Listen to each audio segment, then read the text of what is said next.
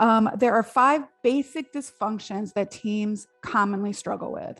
They explain why building trust is one of the most important and fundamental things you must do to become a high-performing team. And it's number one in the reason why your teams don't function well.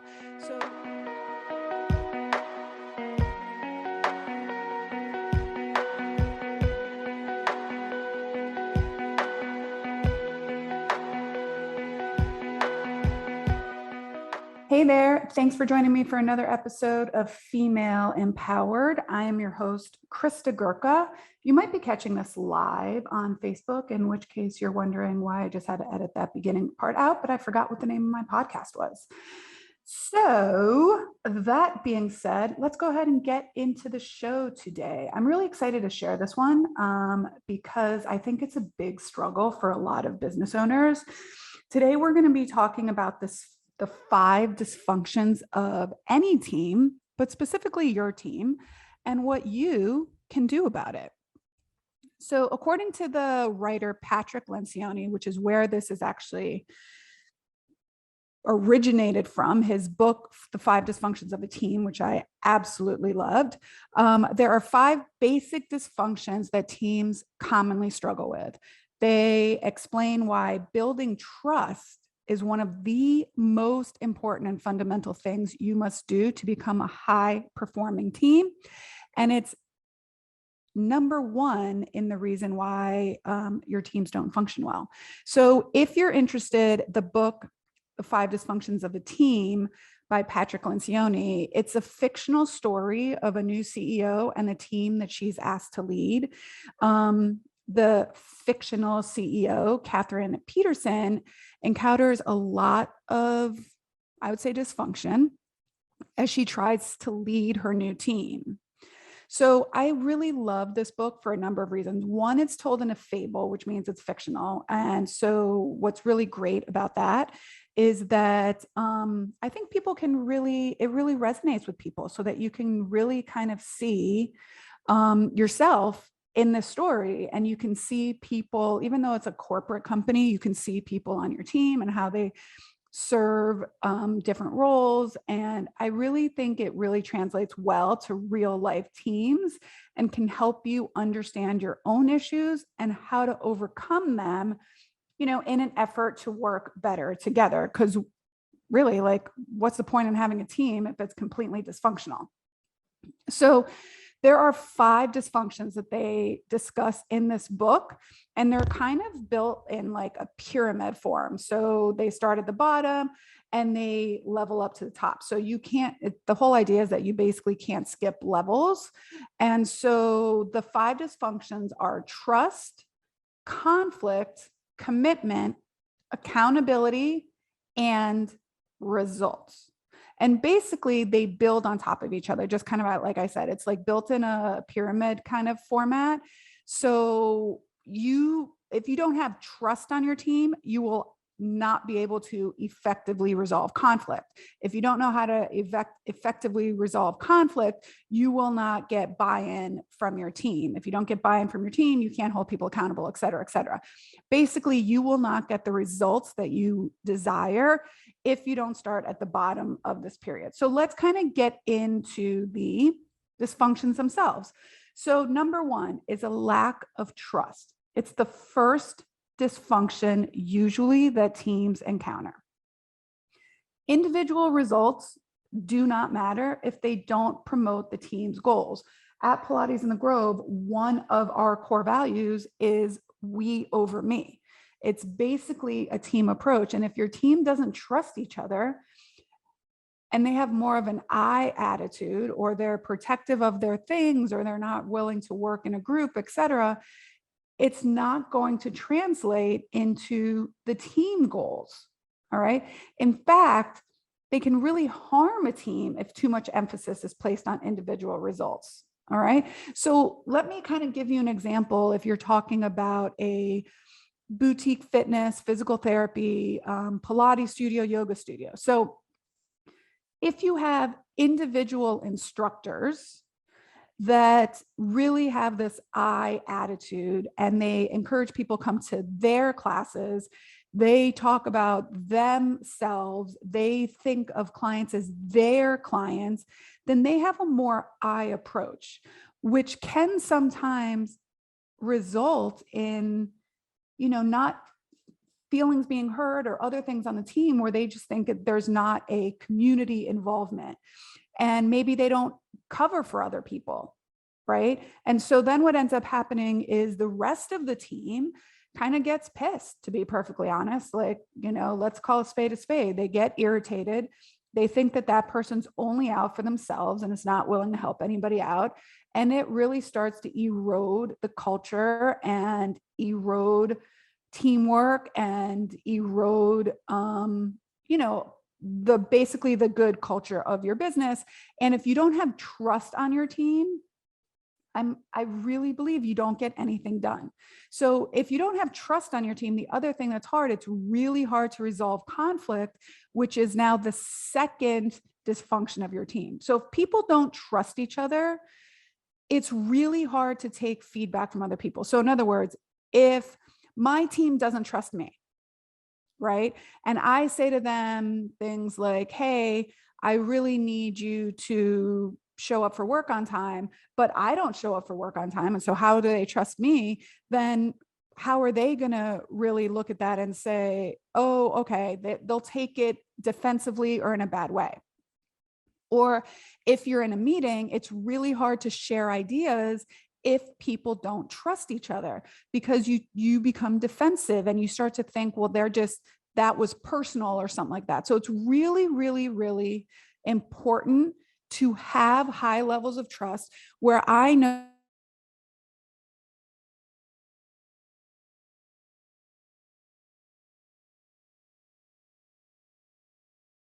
that someone can say something to me like, somebody blows up in a meeting, I can say things like, hey, it's okay to have a separate, a different opinion than everybody else, but it's not okay to slam your hand on the table or yell at people. Does that make sense? So if you have a high level of trust, the other person will be like, you know what, you're right. I was wrong. I apologize. I was wrong in that. But if you don't trust each other, that's where there's no open communication. And if there's no open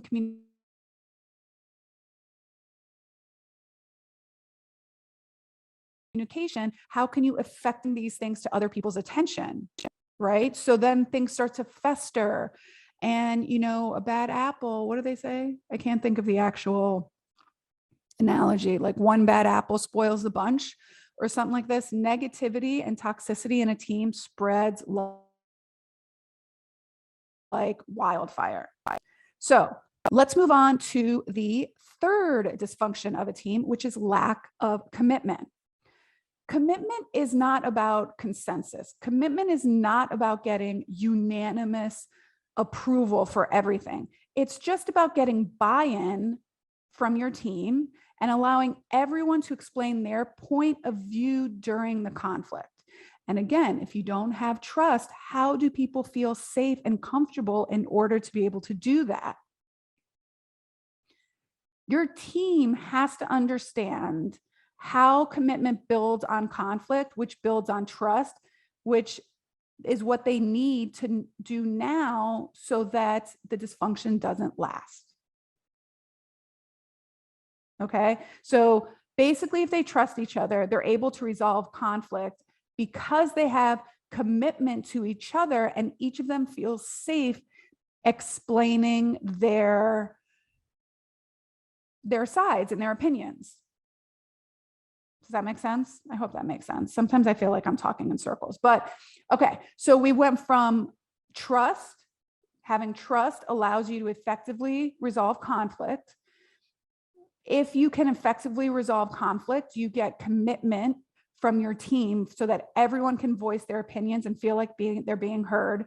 If they feel like being heard, then you get accountability. If your group is committed, if your team is committed, they will then be committed to holding each other accountable without feeling like they're being personally attacked. So in other words, if I feel like my group is committed and bought in, if someone brings to my attention, hey, Krista, you were rolling your eyes again in the meeting, I don't have to get defensive. I could be like, oh, was I? I didn't even realize it. Thank you for bringing that to my attention. I'm going to keep working on that. All right. Or vice versa. If I have to bring that to someone else's attention in the meeting, or, I can say, hey, Jane, you really seem distracted in the meeting today. Is anything going on? And they can feel safe and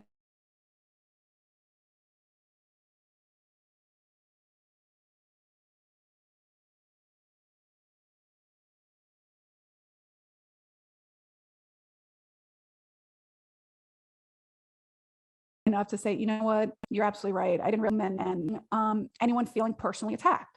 And accountability is really important for your team. Crucial. I say this all the time. If team members don't like this clarity and open communication, they won't like accountability. And if they don't want to be held accountable, they don't belong on your team. I'm going to say that again so you don't have to rewind. Bookmark this. This is a good one to remember, okay? If people on your team do not like the clarity that you provide in getting buy-in and commitment and trust, they will not like accountability. And if they don't want to be held accountable, they do not belong on your team. All right. I hope that kind of resonates with you. These are the tough decisions sometimes that business owners have to make, is to cut ties with people that are not committed, they're not bought in, and they're not comfortable being held accountable, and they're not comfortable holding others on their team accountable. Now, moving on to the fifth dysfunction, attention to results, or inattention to results rather, right? A team can only truly become results oriented when all team members place the importance of the team's results ahead of their own. When individuals are not held accountable, team members naturally tend to look out for their own interests rather than the interests of the collective team or company. I'll give you a perfect example of this, okay? Obviously during COVID, especially when health and wellness businesses were hit tremendously hard, people had to, businesses had to shut down, they had to reduce capacity, they had to limit the amount of people in the studio. One of the things that we had to do at Pilates in the Grove was we had to cut some salaries, right? If I went from having the capacity to be able to have 8 people in a class and now I could only have 4, in order to keep the company financially solvent, I was not able to pay my instructors the same rate that we were getting before for 8 people when we had 50% of the revenue coming in for that. So because my team is really focused on the betterment, the good of the company as a whole, everyone took the pay cuts because they realized that without that, the company wouldn't do well. We would not probably be able to stay open. So everyone sacrificed for the betterment of the company. And those are the kind of people that you want to have on your team that are really crucial. There are times when you have to make decisions. Like, let's say, for example, during the holidays, I would love to give everyone a week off during Christmas, but oftentimes that's when we're really busy. People are coming into the studio, they're on vacation, they want to bring their friends and family in. I can't give people off for an entire week, or I can't give 4 people off that same week. So we have to work together so that the ultimate goal, which is customer commitment, is achieved on our team. So let me give you some other real life examples. Okay, so let's say that maybe you're in a team meeting with your entire team, or maybe your executive team or a leadership team that comprises your managers and such, if you have that built in, right? And now you're having some difficult conversations. people are starting to get uncomfortable because certain things are popping up. Maybe you can say something like, I understand this is getting uncomfortable. Is anyone willing to take a risk right now? Is anyone willing to be vulnerable and say how they feel? I can sense in the room that there's stuff that people want to say. And maybe someone on your team does pipe up and is okay being vulnerable. First thing, listen to them. They took the risk to be vulnerable in front of you and in front of the rest of the organization. So listen fully without comment to what they have to say, especially if they're bringing up something. For example, they might say, yes, I have something that I want to bring up, but it involves someone else in this room or on the team, something that happened at our last meeting. That takes a lot of courage for someone to bring up, right? And so let them listen, let them speak without interruption and without anyone else verbalizing, right? Without anyone else chiming in. And so let them discuss it. Maybe that person's going to say something like, similar to what I was saying before, I felt uncomfortable when I was voicing my opinion last meeting and I saw Jane rolling her eyes and I really felt like you were attacking me, or it made me feel belittled. Okay. And maybe this other person, maybe Jane is like, I realize that you might have felt that way, but that was not my intention. She could say something like, you know what? It wasn't my intention to make you feel that way. I was frustrated with a situation. I was frustrated with how things had been handled before, but I totally understand how my kind of, what's that when you called unspoken language, my body language could have made you feel that way. Right? At this point, maybe a manager chimes in, maybe I chime in as a leader and say, something like, oh my gosh, I didn't even realize that. Thank you for bringing it to our attention. I should have, is it helpful if I shut that down, or is it more helpful if we communicate that at the time? Okay. So these are the things that are important for people to bring up. It's important to just have enough trust on your team that once people voice their opinion and have we are all adult dialogue, it usually can be resolved in a timely manner. And sometimes it's okay to say, you know what, I'm not prepared to have this discussion right now. Could we circle back to this later today or tomorrow? I'm feeling a little reactive and I don't want to get into an argument with anyone, which is, again, a great communication tip for dealing with your children, dealing with a spouse, a partner. Okay. It's important to recognize if you're being too reactive and saying, you know what, I need a little time to calm down from this. It's a little too emotional right now. Could we circle back later? Okay. People have to feel comfortable saying that they're not being criticized. Someone's just voicing their opinion.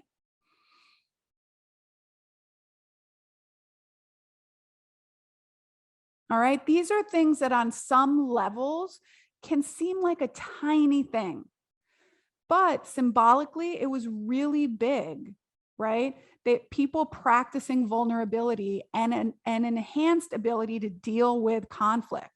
It's really an example of trust building, conflict resolution, and sharing and understanding that leads to a huge leap in performance.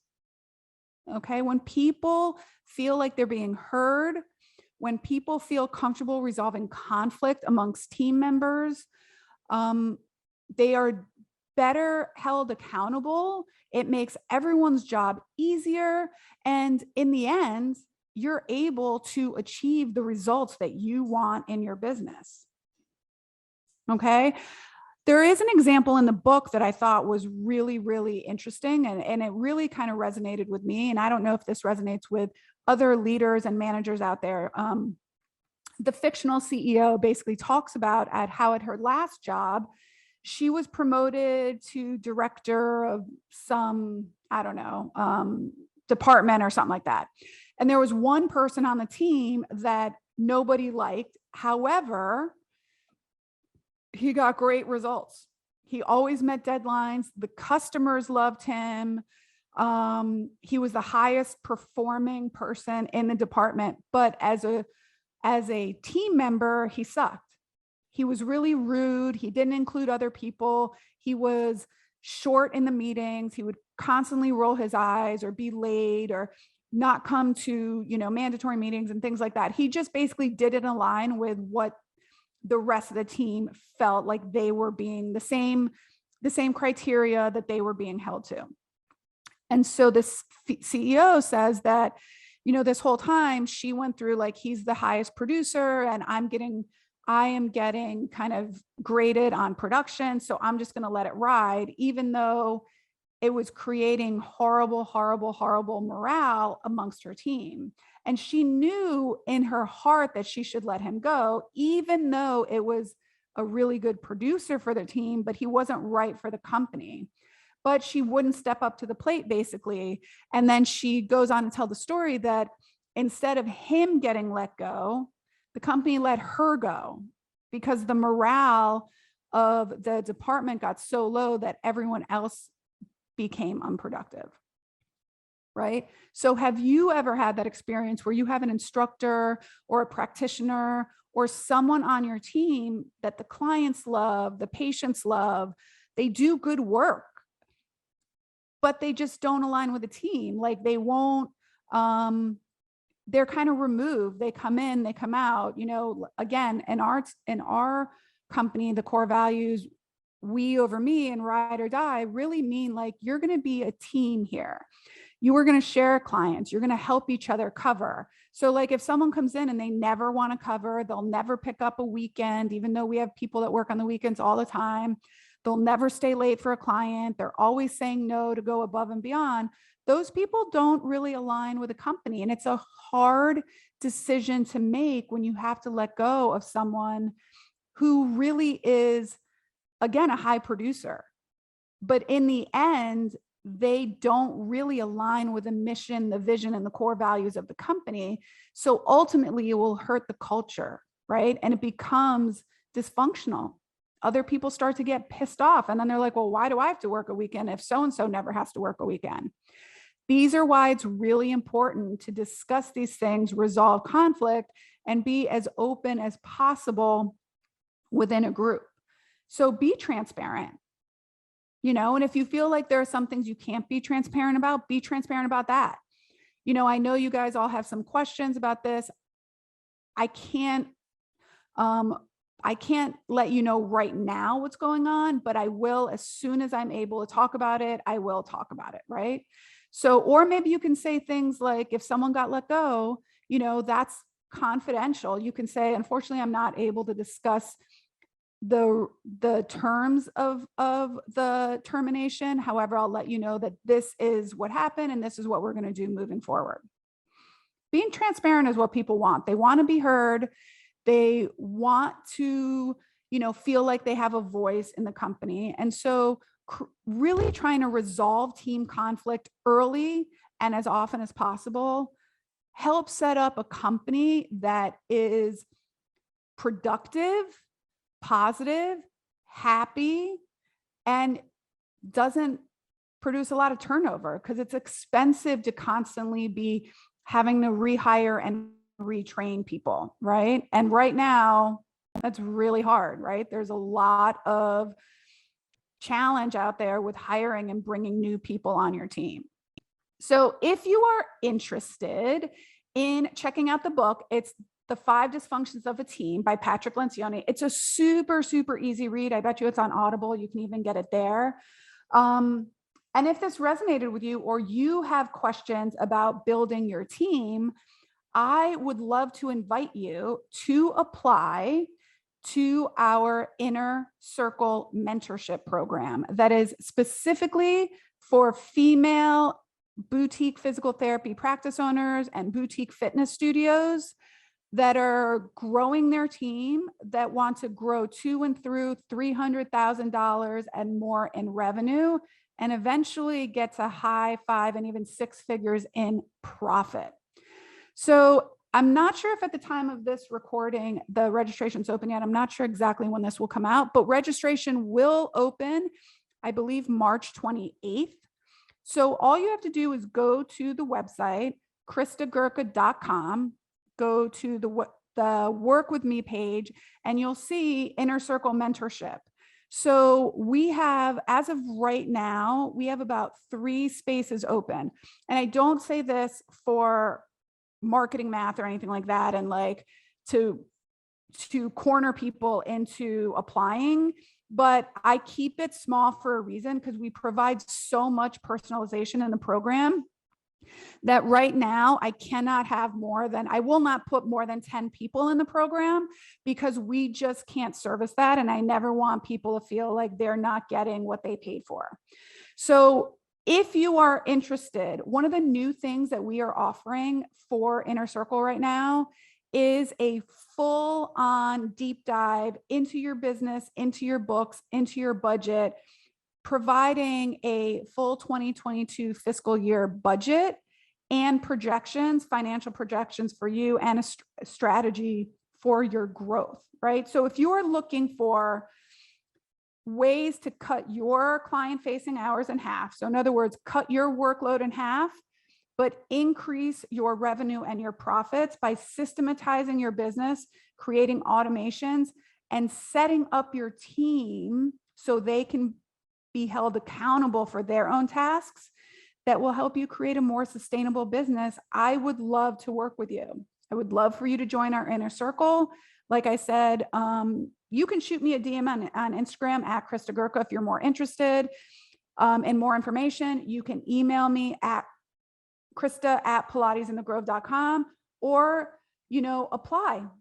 I don't know. I think the next application process, registration won't open again till the summer. So if you're interested, if you're generating at least $200,000, $250,000 or more in your business, and you want to jump and surpass that $300,000, $350,000 in revenue while cutting your workload, go to kristagurka.com, click on the Work With Me page, and fill out an application under the Inner Circle. All right. I really enjoyed talking about this. I really have enjoyed up-leveling myself as a better leader and working to improve the team dynamics at Pilates in the Grove and amongst my executive team and leadership team as well. And I look forward to chatting with you again. If this podcast resonated with you and you could leave a review, I would really, really appreciate it. Follow me on Instagram at kristagurka, DM me, engage with me over there. I love chatting business with people.